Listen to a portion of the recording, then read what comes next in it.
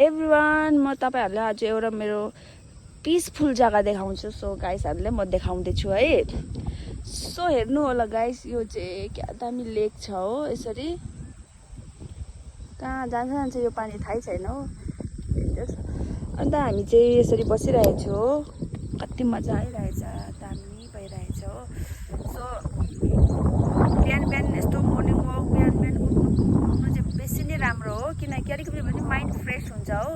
कपाल पनि कहाँ अल्झ्यो, माइन्ड पुरा फ्रेस हुन्छ हो। अब यत्तिकै बस्यो लेट उठ्यो सुती बस्यो भने चाहिँ माइन्ड पनि ठिक हुँदैन हो। बरु यस्तो जग्गातिर आएर बस्यो भयो भने माइन्ड फ्रेस हुन्छ, पिसफुल पनि हो। सो हामी चाहिँ यता आएको छौँ, मजा आइरहेछ, हावा पनि क्या मजा आइरहेछ हो। हेर पानी क्या मजा पानी बगेको हो भगवान्।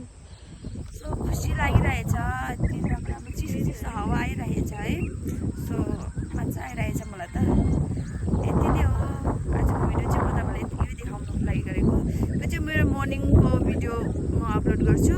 अन्त मैले सानो एउटा मिनी ब्लग पनि बनाएको छु। सो त्यो चाहिँ म इभिनिङ टाइममा अपलोड गर्छु है गाइस। सो आजको चाहिँ भिडियो यति नै हो, बाई बाई। अन्त सबैजनालाई good morning guys, good morning हेर्नुहोस्।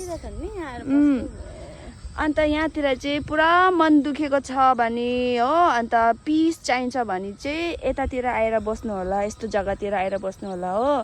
तर नराम्रो चाहिँ नगर्नु नि। यस्तो जग्गातिर आएर चाहिँ नराम्रो चाहिँ नगर्नु हो। यस्तो जग्गातिर आयो भने चाहिँ पिस लाग्छ हो। त्यही कारणले चाहिँ यसरी हो, अपसेटहरू स्याडहरू अब नराम्रो फिल भइरहेछ भने चाहिँ यस्तो जग्गातिर आएर चाहिँ आनन्द गरेर बस्नु त मजाको फिल हुन्छ।